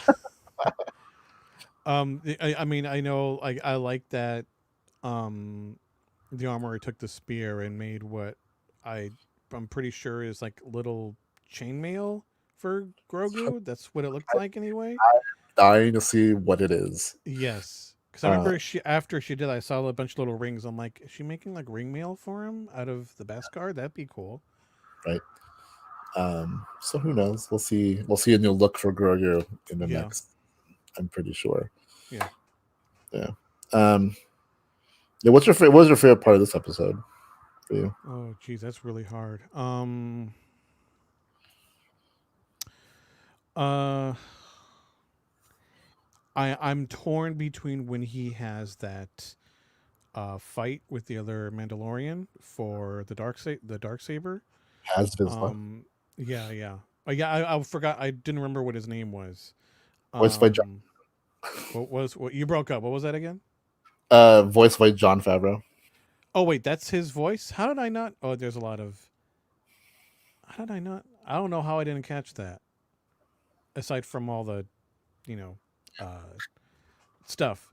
So well, that's cool. I didn't know that, but that and just him flying around in that fighter was just beautiful.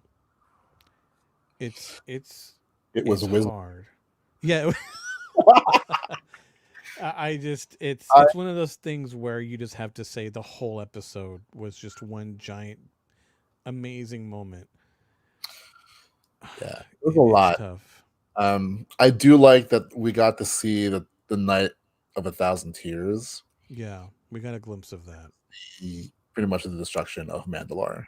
Yeah, And that was giving me like freaking like Terminator 2 vibes of like yeah, yeah. It was. two It was droids, Wizard. like Terminators. Yeah, That's my. it was Wizard. I hated that line in the prequels, but when And he now I said it, love it. Yeah, yes, yeah, like yeah, like the same thing with the very first episode of Mando where he says, "Oh," he mentions Life Day. Like any other mention of Life Day before, you're like, ugh. But that thing. now it's like, yeah, cool. Yeah. Um, the just speaking from a sort of cinematic point of view, like the elevator sequence, Hmm. as simple as it looked, knowing that they did that on the volume, and it was almost like a one shot thing, Yeah, was amazing. yeah, yeah. It's just this episode was so good. Like it was like I was like, oh yeah, this is why we love Star Wars. Yeah, Like if you were to, aside from, if someone's, someone like asks like, why do you love Star Wars so much? Give me something that's like 30 minutes long. I don't want to watch a whole movie. Like this is one of the reminders yeah, uh why we have a love for Star Wars. And I feel like Bryce. I feel like she's really, really good with getting down to the nitty gritty of the emotions of these characters. Along with another great director of uh of other amazing episodes from Mando, which was Deborah Chow. yeah. So, like, I'm just like I Or to remind, yeah, do with Obi-Wan. yeah, like I couldn't pick it. Like I remember when they announced that she was in charge of Obi-Wan. I'm like, cool, let's do this. So yeah, Yeah, more Bryce, please, because she's amazing. Give her a series or give her a movie. I'm sure she's in talks for this. I'm So sure. I think this is the way they're to kind of go. testing the waters. Yeah, Directors in Star Wars is like, here, cut your teeth on a show, and yeah, then here is a movie. Like yeah. now you understand Star Wars. Now you Mhm. understand how we shoot Star Wars. Now you understand the mythos and like what we're trying to do with Star Wars. Here you go, go. Um, but hopefully moving forward, we'll get directors and writers who are a little more invested in adding to the lore and stuff of Star Wars, and not just kind of going like, as Lawrence Kasdan said, like, what would delight us? Yeah, Like, cool, but like us as in what you know of Star Wars, which like, yeah, you wrote Empire, but I don't think you're invested in Star Wars. Like, no, I don't he's think not. in Star Wars. Like, and that's where you get like the John Favreau's and Dave Filoni's. Like John Yeah, Favreau was more of a fan of Star Wars. Yeah. Lawrence Kasdan is. So delighting a Jon Favreau is a different delight than delighting someone who's not invested in Star Wars. Yeah. So Yeah. um, Uh, so I feel so this episode, and then thinking about Deborah Chow's episodes, even Taika Waititi's episode. Uh, I noticed a so like just going back because I have been rewatching Mando, just episodes here and there. I noticed, especially when it comes to Din Djarin, when he still has his helmet on, which is pretty much the majority of the time anyway. It reminds me of one of my favorite aspects of Star Wars, which is whenever you can tell something is going on in a particular character's soul. Like Din Din doesn't need his helmet on. I feel like Bryce and Deborah and Taika Waititi are really, really good at being able to properly direct Pedro, who is already an amazing actor, and get him to portray all these emotions with his helmet still on. Like I feel like those three directors, especially Deborah and Bryce, they really excel at that. I feel anyway. Going back to the original trilogy, like I feel like that's what Empire did really really well. yeah, So again, just like seeing and feeling that conflict of Din in this episode struggling to kind of go back to what he's used to when at the same time all he's really thinking about is seeing Grogu again, but he's yeah. he's conflicting with that. I eat that stuff up. I love it. So Yeah. more of that stuff, please.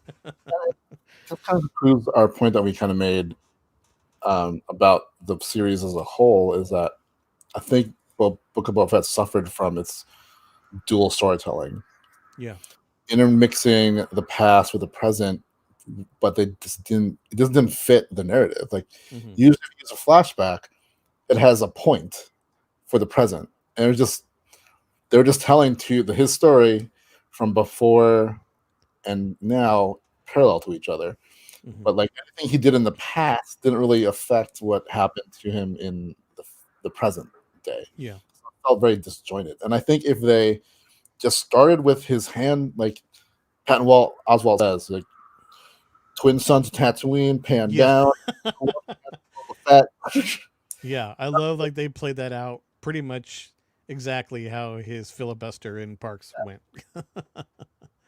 And then just go. And I understand, you have a co-star in Ming Na Wen, and Yeah.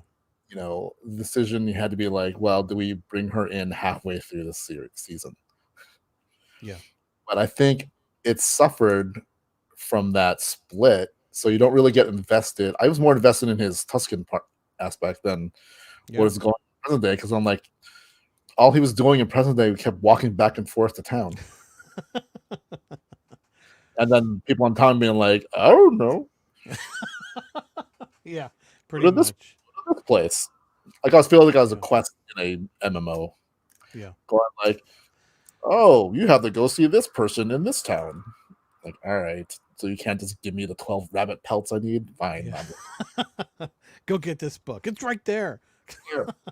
Why don't Yeah. you go to the horse? Yeah. Yeah. um, and so like as I'm hoping next week and the week after the next two episodes, now that we're done, hopefully with the flashbacks, it's just a story that we can go Yeah. through. This like I don't know if this is to be a one-off season. I think this is a multi-season show. It's Yeah, I'm related pretty sure it is. series, so I think we're gonna go and this will probably be at least maybe another season, right? Yeah, we didn't talk enough about Pelly, but Yeah, it was great to see. I mean, I know we got like a little tease of her in one of the other episodes where she just walks by with her droids. I'm like I was But wondering.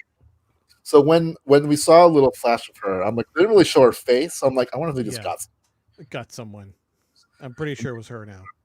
Yeah. because she's in this episode. And my favorite part of her performance is that without much struggle. Well, I don't know how much she prepared, but she was speaking Jawa. Yeah, pretty well actually. Like, and you believe that is Jawa. I was like, huh.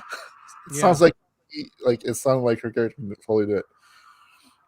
And I love the fact that now I don't know if it's intentional, but I feel like Bryce does this because she did it with her last episode of Mandalorian, where she paid homage to Apollo 13.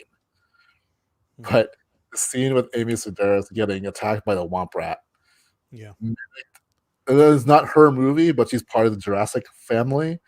The scene from the first Jurassic Park, where you first see what happens when you open a cage with the Yeah. Yeah, I literally thought of that. I was like, this feels familiar. Then it wasn't until I got home I realized what that was kind of a nod to. At least it felt that way. yeah. I I I want a deluxe figure of Pelly with all her droids. Yeah, like all With of her droids. all her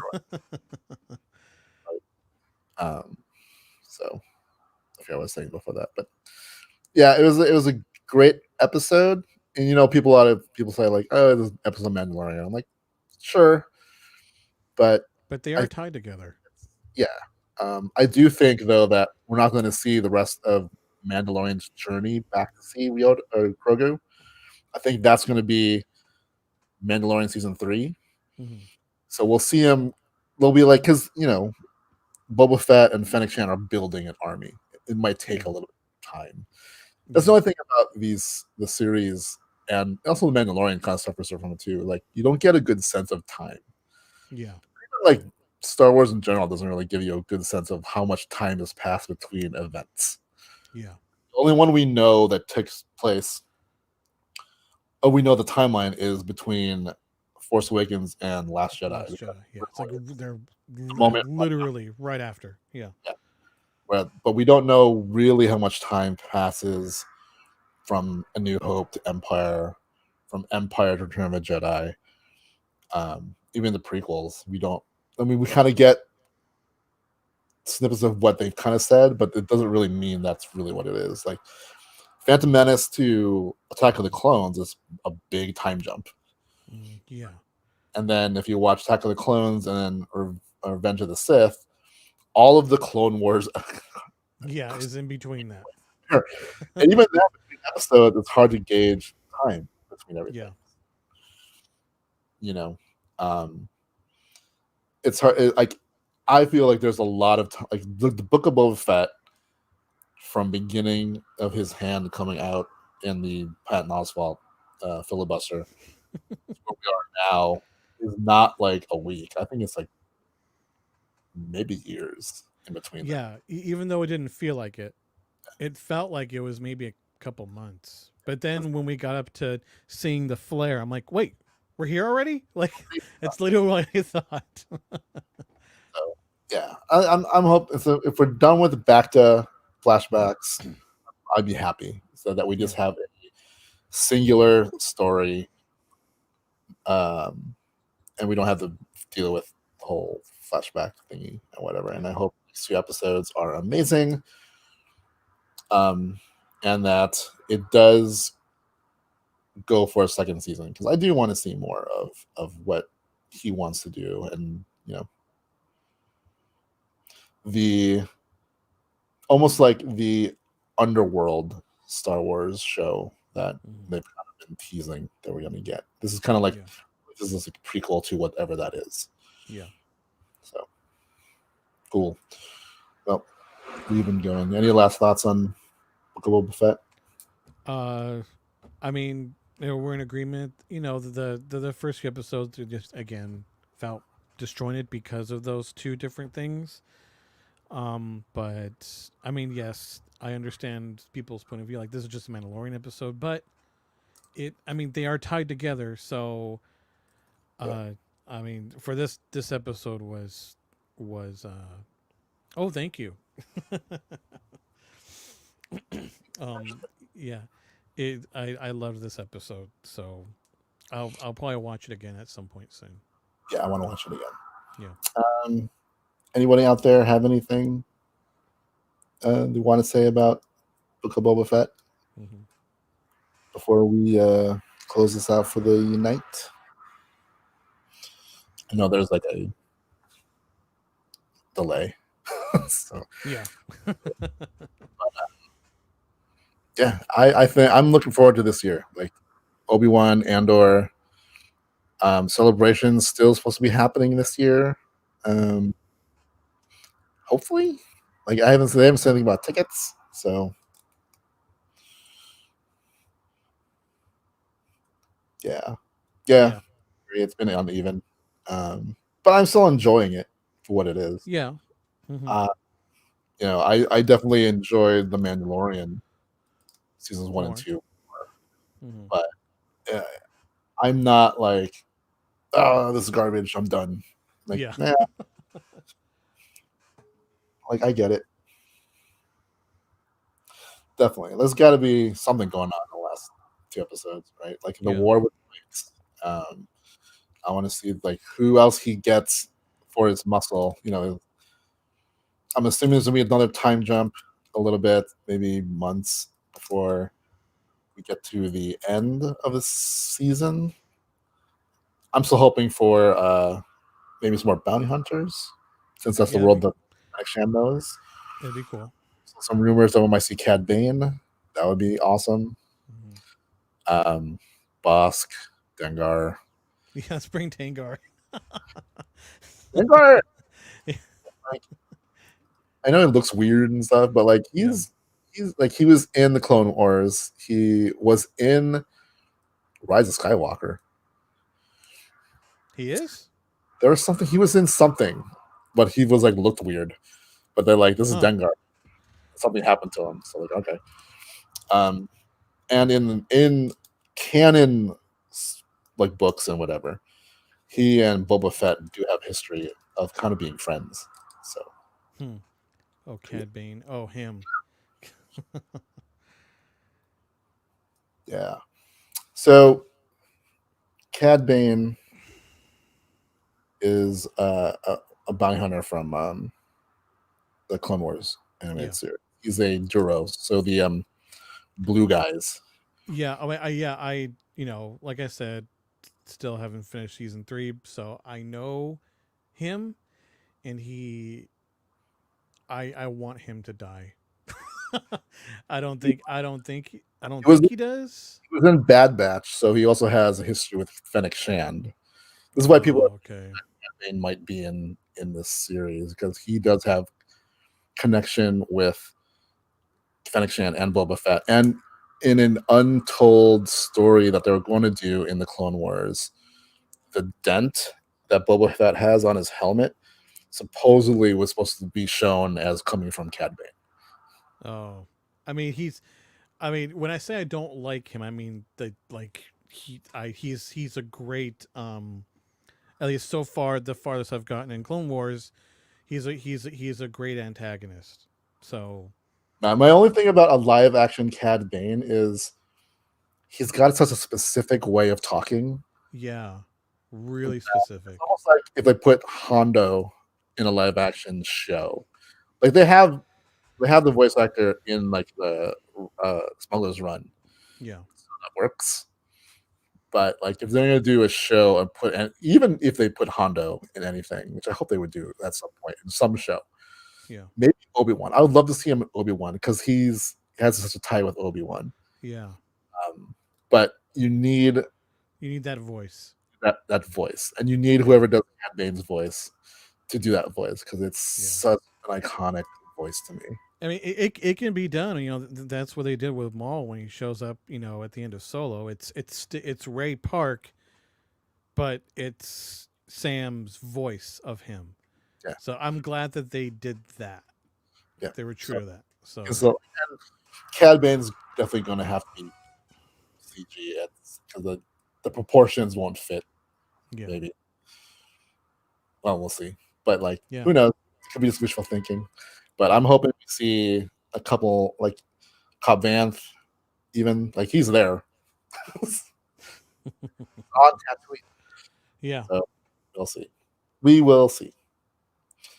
Yeah, definitely. Voice is key because he is one of my favorite characters from Clone Wars. Such a cool look.